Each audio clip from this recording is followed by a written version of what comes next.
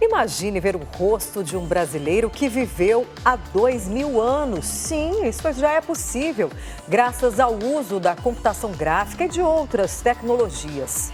Um grupo de pesquisadores acaba de reconstituir o rosto de um homem que viveu no nosso litoral 1.500 anos antes do descobrimento do Brasil.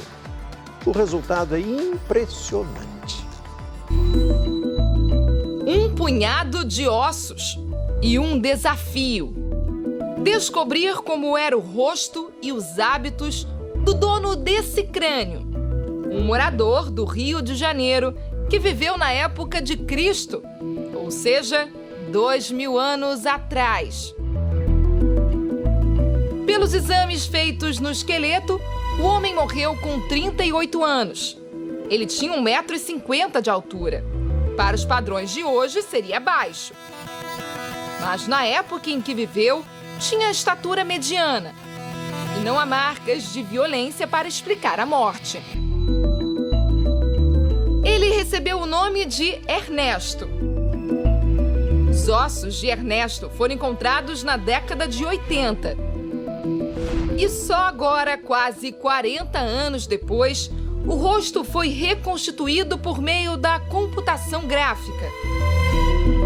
Daqui a pouco vamos dar mais detalhes sobre o que é possível dizer a partir dessa face. Seria Ernesto o carioca mais antigo de que se tem notícia. Ernesto viveu onde hoje fica a Reserva Biológica de Guaratiba. Uma paisagem que até parece o Pantanal ou a Amazônia. É difícil de acreditar que estamos na cidade do Rio. A reserva de Guaratiba é basicamente formada por manguezais. Pesquisadores têm motivos para acreditar que os primeiros habitantes da cidade viviam aqui. Há mais de 2000 anos, remar era a principal forma de se deslocar por esse litoral. Dentro da reserva existem mais de 30 sítios arqueológicos. A partir deles, os pesquisadores desvendaram hábitos dos nossos ancestrais. Pesquisas antigas e até recentes mostram que eles eram grupos caçadores-coletores, ou seja, viviam da pesca, da caça e da coleta, e não praticavam agricultura, como os índios tupinambás que ocuparam essa região num período posterior. Ernesto tinha traços indígenas, rosto largo e pele queimada de sol. O nariz era fino, os cabelos lisos e escuros e os olhos esverdeados. Chegar até esse resultado foi um processo longo de pesquisa, realizado por cientistas da Universidade Federal do Rio de Janeiro. Entre os vários ossos encontrados na região, os de Ernesto eram os mais bem preservados. Fotos dos ossos foram encaminhadas para a Universidade de São Leopoldo Mandic, em Campinas, interior de São Paulo. A unidade ficou responsável pela parte computadorizada da pesquisa. A repórter Camila Busnello esteve lá. Para reconstruir o rosto de Ernesto, o especialista usou pelo menos 80 fotos do crânio enviadas pelos arqueólogos do Rio de Janeiro. Aí, com a ajuda da tecnologia, conseguiu reproduzir os músculos e chegar à face do brasileiro.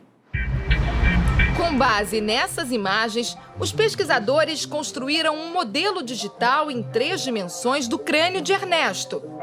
E o Ernesto, ele não apareceu assim, de repente. Ele foi aos poucos sendo formado com base na contribuição que cada membro da equipe fazia, né, dentro da sua área de especialidade, né, até que a gente, então, no momento, chegamos ao consenso que o Ernesto, essa aparência facial, ela é tecnicamente o mais próximo do compatível com o que ele poderia ter enquanto estava vivo.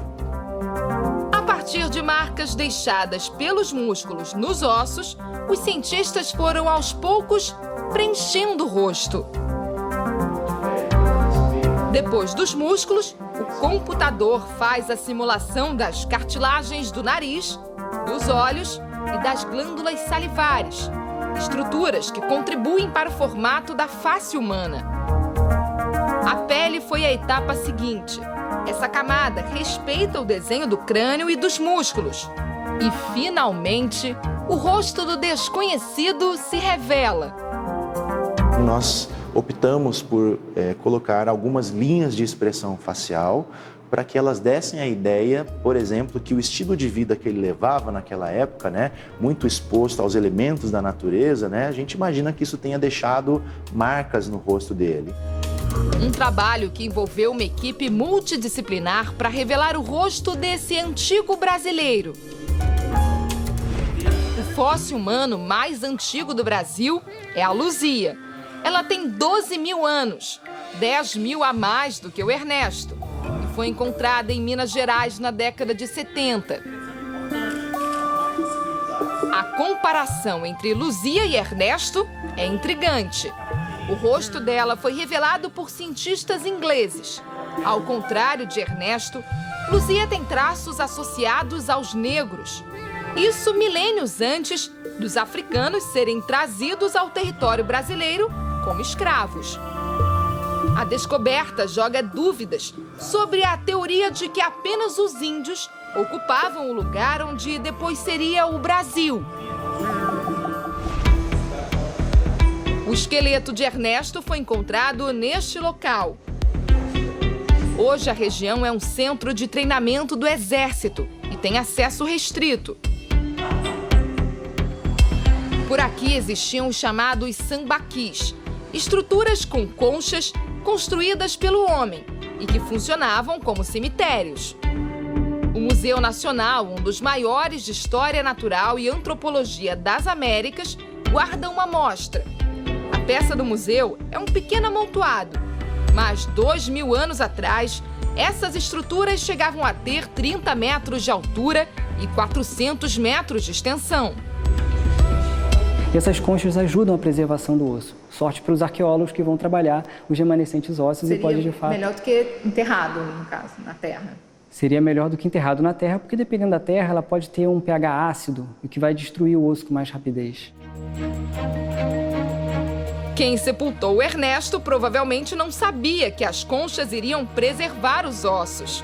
Mas foi assim que essa pessoa ajudou a contar a história do Rio de Janeiro, 1.500 anos antes da chegada dos portugueses. Quando nós fizemos o estudo dos ossos do Ernesto, nós vimos basicamente que ele não apresentava nenhuma cárie, o que é característico de um grupo que tem uma dieta pobre em carboidratos e rica mais em proteína. Inclusive, o alto desgaste dentário encontrado nele diz uma dieta mais abrasiva, mais fibrosa. A alimentação de Ernesto devia ser restrita aos peixes e crustáceos, espécies que ainda são encontradas em abundância na região de Guaratiba. Os braços do esqueleto apresentavam artrose. Para os pesquisadores, um sinal de que Ernesto trabalhava com força. Que a gente pode pensar, inclusive, como o ato de remar. Nós falamos de uma região onde o Ernesto morava, que era um mangue. Mas será que os moradores do Rio, em 2018, se identificam com o rosto do ancestral?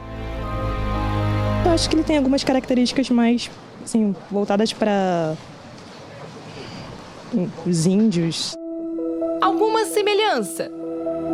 Ai, acho que não, né?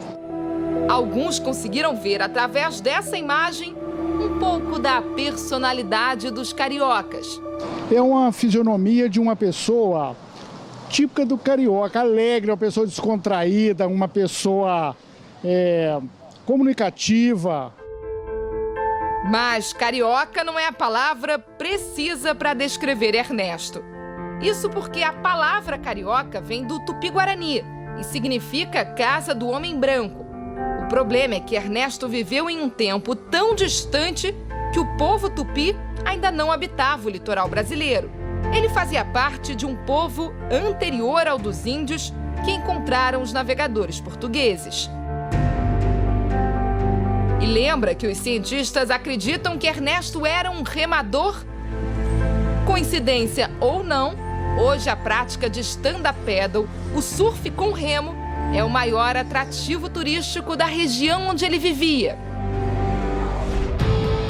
Dar um rosto a Ernesto não foi importante só para estabelecer uma conexão entre os brasileiros de hoje e os habitantes do passado distante.